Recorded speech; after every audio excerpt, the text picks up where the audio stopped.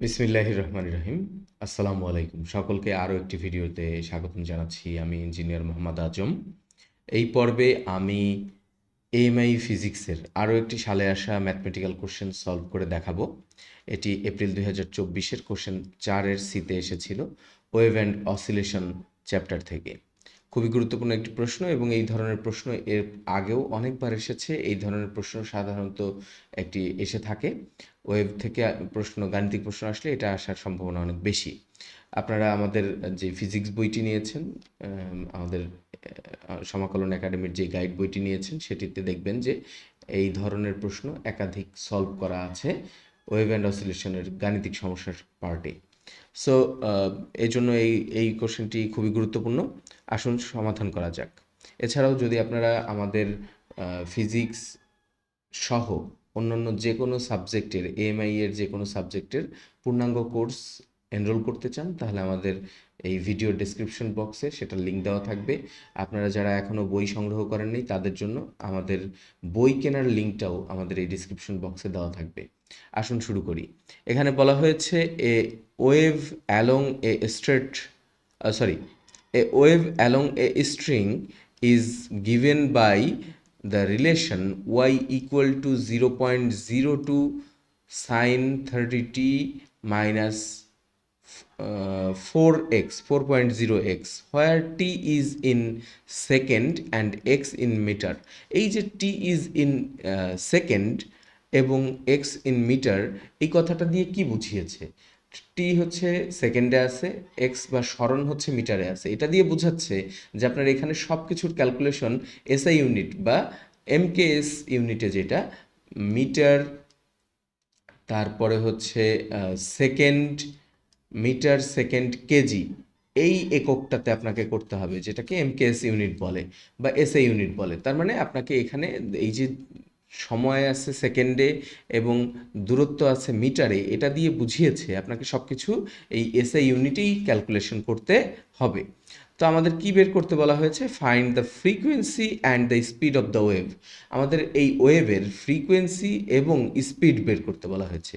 আবারও আমরা প্রশ্নটা পড়ি। প্রশ্নতে আমাদের বলা হয়েছে এ ওয়েভ অ্যালং এ স্ট্রিং, একটি স্ট্রিং বা একটি তারের মধ্য দিয়ে একটি ওয়েভ প্রবাহিত হচ্ছে।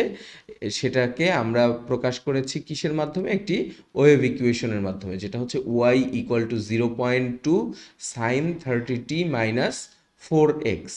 এই সমীকরণের মাধ্যমে ওয়েভটিকে প্রকাশ করা যায়, যেখানে টি হচ্ছে সেকেন্ডে আছে বা সেকেন্ড এককে টি এর মান দেওয়া আছে এবং এক্সের মান বা মিটারের মান দেওয়া আছে, মানে সরণের মান দেওয়া আছে মিটারে। Find the frequency and speed, আমাদের বের করতে বলা হয়েছে কম্পাঙ্ক এবং বেগের মান আর কি, দ্রুতি অফ দ্য ওয়েভ। এই ওয়েভের ফ্রিকোয়েন্সি এবং বেগের মান আমাদেরকে বের করতে বলা হয়েছে। এটা এপ্রিল 2024-এর 4-এর সিতে এসেছে, সবাই দেখতে পাচ্ছেন।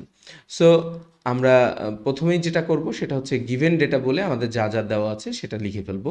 ওয়েভ ইকুয়েশন আমাদের দেওয়া আছে। ওয়েভ ইকুয়েশনটা হচ্ছে y equal to 0.02 sine 30t minus 4x।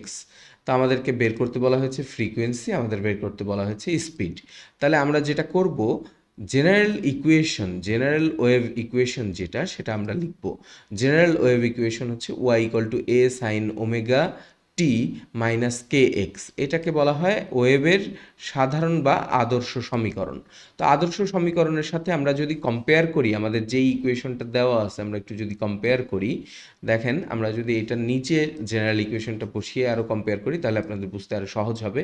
তো y equal to a sine omega t minus k x, এটার সাথে আমরা কম্পেয়ার করতেছি। তাহলে দেখেন এর জায়গায় কি আছে? এর জায়গায় আছে 0.02 এবং সরণ যেহেতু মিটারে, তাহলে ডিসপ্লেসমেন্টও একটা সরণ বা অ্যাম্প্লিটিউড একটা সরণ। সো সরণের মান মিটারে হবে, অতএব 0.02 মিটার। আমাদের ওমেগার জায়গায় আছে 30, তাহলে আমরা ওমেগার মান পেয়ে গেলাম 30 রেডিয়ান পার সেকেন্ড।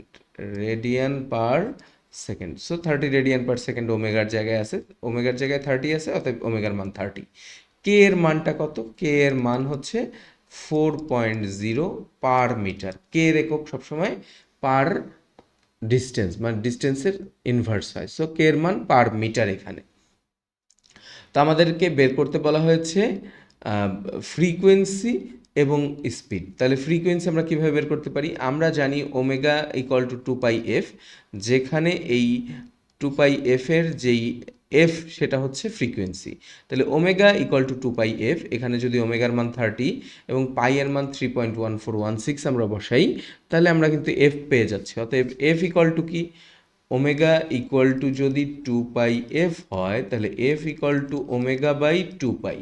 ওমেগার মান আমরা পাচ্ছি, ওমেগার মান হলো আমরা একটু আগে বের করেছি, সেটা হচ্ছে 30, কম্পেয়ার করে বের করলাম 2 ইন্টু 3.1416। এই মানগুলো যদি আমরা বসিয়ে দিই, তাহলে কিন্তু আমরা এফ এর মান পেয়ে যাব 4.77 হার্টজ। সো এটাই আমাদের অ্যান্সার। আশা করি সবাই বুঝতে পেরেছেন। এখন আমরা যখন ফ্রিকোয়েন্সি পেয়ে গেলাম, তারপরে আমাদেরকে কিন্তু ভেলোসিটি বের করতে বলা হয়েছিল, যে বলছে যে স্পিড বা ভ্যালু অফ ভেলোসিটি, বেগের মান কত। তো এখানে একটা সহজ সূত্র হচ্ছে বেগ ভি ইকুয়াল টু হচ্ছে আমাদের ওমেগা বাই কে, বা omega equal to V K. ফর্মুলাটা আসলে omega equal to V K, সেখান থেকে আসছে V equal to omega by K. ওমেগার মান 30, কে এর মান দেওয়া ছিল আমাদের, কে এর মান আমরা এখানে পেয়েছিলাম 4.0। সো আমরা যদি এটা ভাগ করি 7.5, এটা আসবে 7 পয়েন্ট, আমরা এখানে পাবো 7.5। এসআই ইউনিটে আমরা জানি বেগের একক হচ্ছে মিটার পার সেকেন্ড। তো এইভাবেই আসছে 7.5 মিটার পার সেকেন্ড। আশা করি সবাই বুঝতে পেরেছেন। তো এই জাতীয় গাণিতিক সমস্যাগুলো যদি আপনি একটাকে ভালো করে শিখতে পারেন, তাহলে অন্যান্য গাণিতিক সমস্যাগুলো আপনি খুব সহজে সলভ করে ফেলতে পারবেন। তো আমরা নিয়মিত এরকম বিগত সালে আসা প্রশ্নগুলো সমাধান করে দেখাবো। এছাড়াও আপনারা যদি আমাদের এএমআই এর প্রতিটি সাবজেক্টের গুরুত্বপূর্ণ কোশ্চেনগুলো যেভাবে পড়া দরকার, যেভাবে শিখলে আপনার রেজাল্ট সবচেয়ে ভালো আসবে, এভাবে শিখতে চান, তাহলে আমাদের কোর্সগুলোকে এনরোল করুন। আমাদের কোর্সের লিঙ্কগুলো আমাদের এই ভিডিওর ডিসক্রিপশনে দেওয়া আছে। এছাড়াও যদি আপনাদের কোনো সমস্যা হয়, তাহলে আমাদের স্ক্রিনে দেওয়া নাম্বারে আপনি আমাদের সাথে কল করে কন্ট্যাক্ট করতে পারেন। আমরা আপনাদেরকে সর্বাত্মক সহযোগিতা করার চেষ্টা করব ইনশাল্লাহ। এই বলে আজকের পর্ব এখানেই শেষ করছি। আর আপনাদের এর পরবর্তী পর্বে কোন কোশ্চেনটির সমাধান জানতে চান বা কোন প্রশ্নটির সমাধান করলে ভালো হয়, সেই সম্পর্কে আমাদেরকে কমেন্ট সেকশনে জানাতে পারেন, এবং আপনাদের কমেন্টের উপরে ভিত্তি করেই আমরা পরবর্তী পর্বের টপিকস সিলেক্ট করবো ইনশাল্লাহ। এই বলে আজকের মতো এখানেই বিদায় নিচ্ছি। সবাই ভালো থাকবেন। ধন্যবাদ সবাইকে।